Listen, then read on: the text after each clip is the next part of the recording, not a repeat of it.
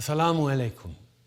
Today, Muslims in Canada and around the world mark the start of Ramadan. Typically, families and friends would come together to pray and end their day of fasting with iftar. But as we continue to deal with the impacts of the global COVID-19 pandemic, this year's Ramadan will also be different. Once again, many of you will be working as frontline and essential workers while fasting. Many of you will be feeling alone and isolated. And others won't be able to attend prayers at their mosques or see loved ones at iftar gatherings.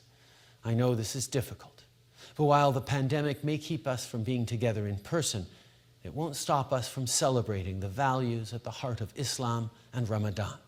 Values like compassion, gratitude, and generosity, and putting the needs of others before our own. These values have helped get Canadians through these challenging times, and they will continue to bring us closer together as we fight this virus and build a better future for everyone. My friends, brighter days are ahead. Vaccines are here, so please get one when it's your turn, and remember to keep following your local public health guidelines. On behalf of our family, Sophie and I wish everyone celebrating a blessed and peaceful Ramadan, Ramadan Mubarak.